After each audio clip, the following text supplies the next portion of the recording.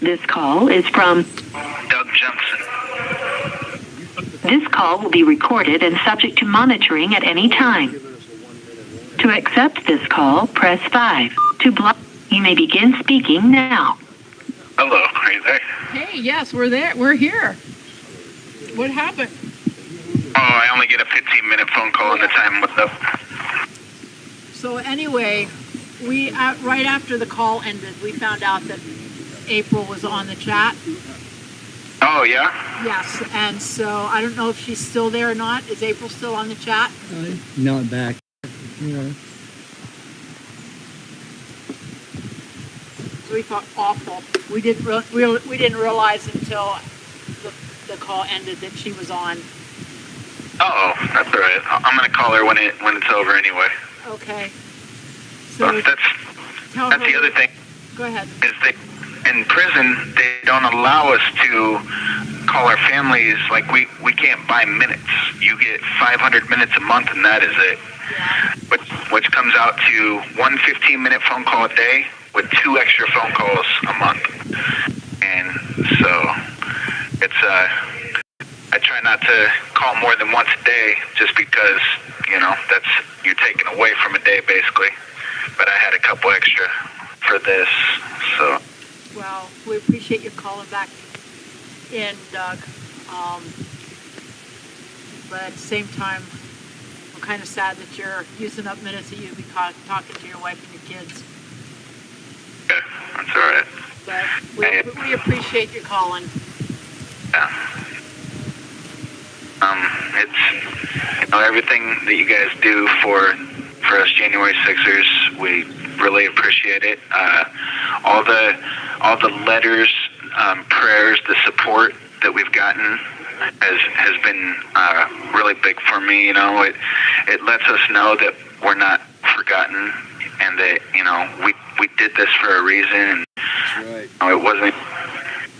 We didn't do it to overthrow the government or any thing the media made out. We were standing up for our rights as American citizens. They're taking our rights away. Going into the Capitol building, I was what they call the tip of the spear. I was like one of the front guys, and there was a lot of officers that were cheering us on and waving us in. I don't know. I felt like they were on our side, and then the media turned the story around. No, it was. So there's I've got videos in my discovery of me taking selfies with the officers inside the Capitol building, fist bumping them, everything. But they've sealed all that. They don't want the public to see that side of the story. And because it doesn't agree with the narrative. Exactly. Like when I got back to my motel room that night and turned on the TV, from my point of view, I'm like, what? That's not what happened, Right. Yeah. I mean, and they even spliced and cut and reworked Trump's speech to make it sound like he actually cited the violence, and he didn't say anything of the sort. No, not at all, So, and even in my FBI interview, I said I do not. I take full responsibility for what I did that day, and it had nothing to do with Trump's speech.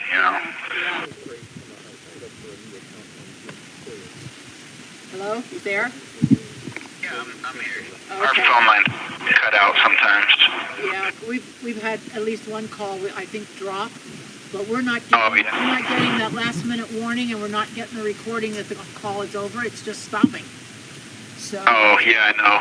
That's why I was concerned maybe we had dropped the call again, and we don't. We don't know whether maybe it's really windy here tonight, and we had a cool front go through. It's supposed to break the humidity here. It's supposed to be cooler next week, and so it's still windy. So we don't know whether that's interfering with the calls or not too. So glad we didn't lose you.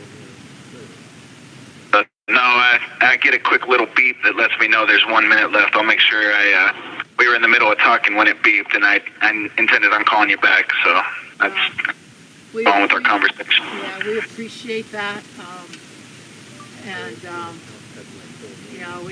We're standing out here for you guys because you stood Thank down. you so much. You stood in DC for us, and that's the least that we can do to give you guys a voice and give you opportunity to share your story and share, whatever else it is that you want to share. And sometimes I'm kind of at a loss of questions because I'm not sure what you all are comfortable answering. And so it's... You can ask me anything you want. I don't have to face trial or anything now, so. Have you qualified for that program that you can do classes and stuff to get your time reduced? So yes, and I'm doing that to get FSA is what it's called, and I am doing that, and then I had past marijuana usage. I used marijuana before January 6th, so there's also a program called RDAP, which is Residential Drug Abuse Program, and that's supposed to automatically knock 1 year off your time, and all these guys that are in here are getting 1 year off, and I'm in this program, and they just told me, well, I'm not getting the year off, and because I don't get it off because mine was considered violent, and the assault that they charged me with assault, but my assault is intimidation. I didn't touch anybody that day. I didn't spray mace. I didn't do anything, and I have an assault charge for intimidation because I intimidated them. And This call is from a federal prison. had a pocket knife on me that day. I never took the pocket knife out of my pocket. I carried a pocket knife on me like a set of keys or a cell phone for 20 years. I do construction, so knives are it's like another tool, and so I got enhancements of with a deadly weapon.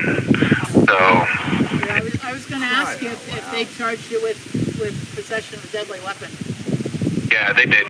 Yeah, I know there's one information I was looking at. This guy just had a walking stick.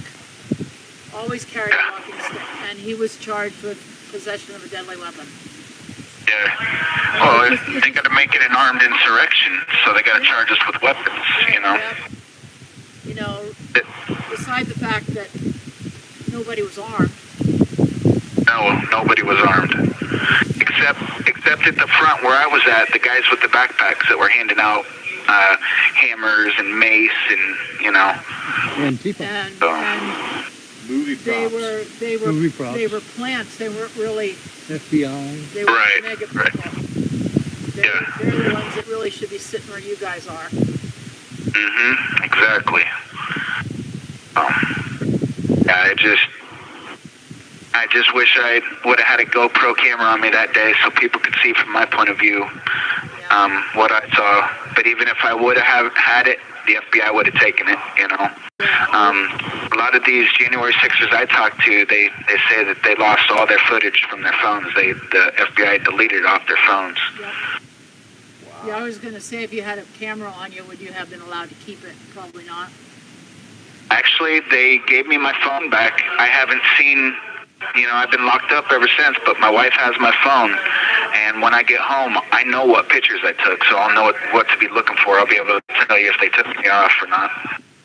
That's why we need that Capitol security footage. Yeah, that's why we need all that Capitol Police footage and all the Capitol footage. Right. Because it Yeah. corroborates all you guys' stories. It supports your testimony. Right. Anything that would help me, they magically don't have footage of that. But anything that would hurt me, they magically have the best quality footage of that. Absolutely. So. And how much of that has been cut and spliced? Exactly. To make it look like you did what you didn't do. So yeah, I was saying that the whole time, and my lawyer's like, "Oh, that didn't happen." And my lawyer was a Democrat, and he told me I was an embarrassment to this country, or embarrassment to the world for our country, And then how could I vote for somebody that, you know, anyway, so when the end of it was done, right before my trial, it was just before the 2022 elections, he told me, he said, you know, I want to let you know, he said, I've been a Democrat my whole life, he said, and this is the first time ever I'm voting Republican across the board. And that made me really happy.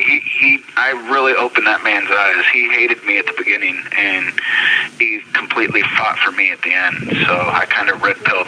Amen. That's great. So good. Okay, well, I'll tell you what. I have another call coming in from one of the guys in PA. Okay. So, well, tell him I said hi. Yep, I will, and you take care, bud. You too. Okay. All right. Yep, bye. Bye.